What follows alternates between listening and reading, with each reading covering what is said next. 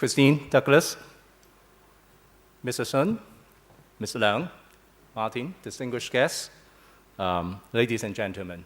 It is indeed my honor to be here today to welcome you all to this conference, and in particular, guests around the world to join this 2 days conference titled Climate Dialogue, Low Carbon Cities for High Quality Living. Make sure we get the high and the low right. It's low carbon city which can achieve a high quality living. I think that's a very important message. And in welcoming guests to Hong Kong, I must emphasize that the traditional hospitality of Hong Kong people is to lock them up in conference room like this. But Hong Kong is truly a green city where the urban developed part of the city only constitute about 25% of our total territory. We have the remaining part of our territory largely green, and 43% of our land are in fact country parks, including some very unique geological and landscape interests. So do spend some time, go there, and truly experience a green living in Hong Kong. Now, the conference we are opening today is very significant and meaningful. Thanks to this particular conference and the C40 Hong Kong workshop as the anchor, this week, Hong Kong plays host to more than 30 climate change-related conferences and programs. They go all the way to business chambers, consulates, schools and universities, and many other stakeholders groups. So this is truly the climate change week for Hong Kong. Christine, please accept my congratulations to you for making the very best use of your lineup of top speakers on this subject. I think you have truly lived up to the pledge of the event being a low-carbon one by deploying or pushing them to go to speak in various occasions, addressing various stakeholders groups, contributing their part to the deepening of the awareness of the community towards climate change. And in turn, I think you have helped them to moderate their carbon footprint for every single event they attend. So the coming 2 days of the discussion is under the theme of Science and Policy Day, as well as Policy and Action Day. It brings together scientists, policymakers, negotiators, and advocates. All these are people who will drive actions. Should we have such a strong and balanced representation of all these talents, perhaps COP15 last year could have made a bigger success. Scientists are obviously an indispensable member of the team. We need science to substantiate the evidence of climate change. And to those who still hold the view that climate change is a hoax, facts speak louder than words. And even in the case of Hong Kong being a tiny city, we feel the heat and also the impact of adverse climate. And there are scientific evidence that while our city temperature on average has risen over 0.12 degrees in the past decades, and also extreme weather like the torrential rainy days have also increased by 1.8 days per decade since the middle of last year. So there are strong scientific evidence in supporting this. Clearly, we do not and cannot do away with policymakers, not because I'm one of them, but we are policymakers. We are the ones who are tasked to look into the reality situation and balance interests among stakeholders and come up with concrete strategy and actions that are achievable. We also need negotiators to craft a deal. But more importantly, we also need advocates to testify the true extent of the impact of climate change, how the glaciers and melting and polar bears are besieged by the degradation of their living environment.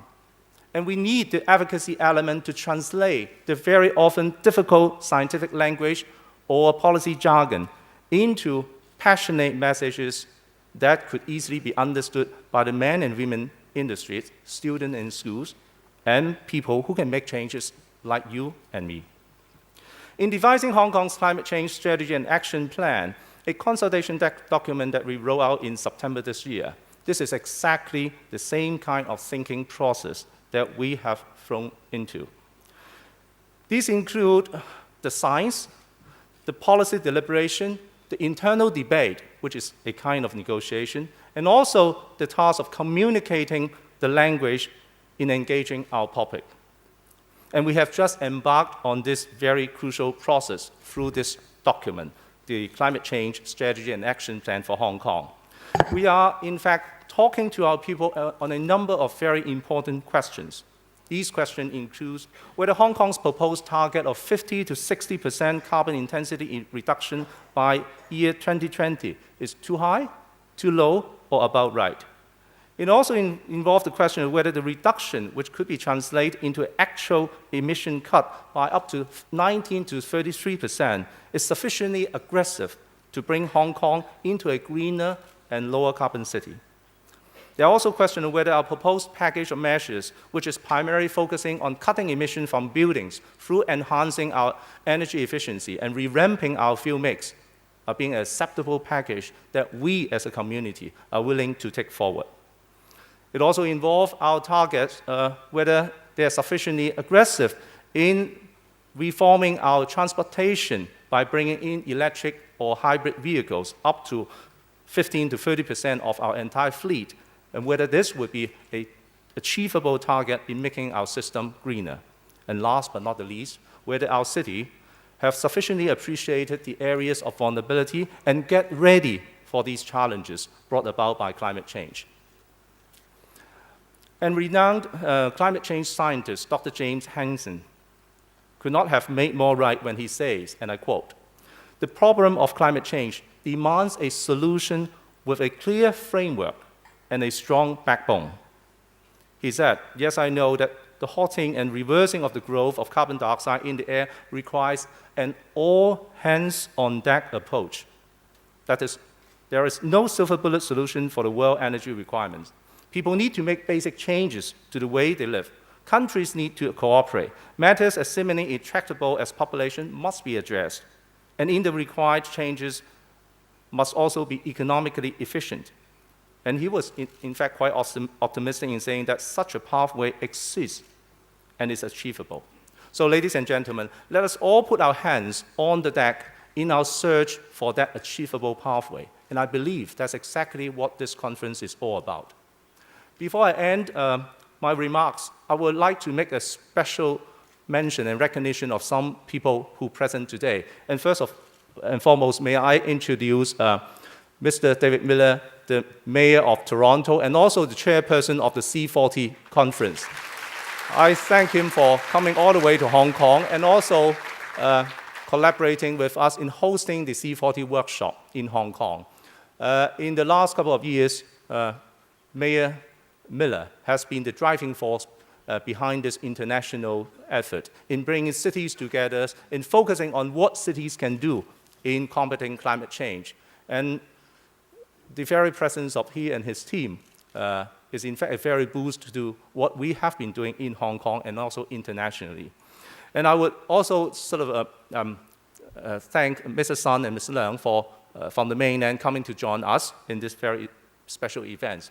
But there are also some familiar faces present here today. They are the presidents and senior management of all our universities in Hong Kong, including the Hong Kong U, the Chinese University of Hong Kong, University of Science and Technology, Polytechnic University, Hong Kong City University, Baptist University, Ningnan University, and the Institute of Education. So all our universities are present here today, not just the presidents and also the senior management, but they are here today, not just in attending this conference, but also trying to put together a collective effort in bringing together a green campus initiative.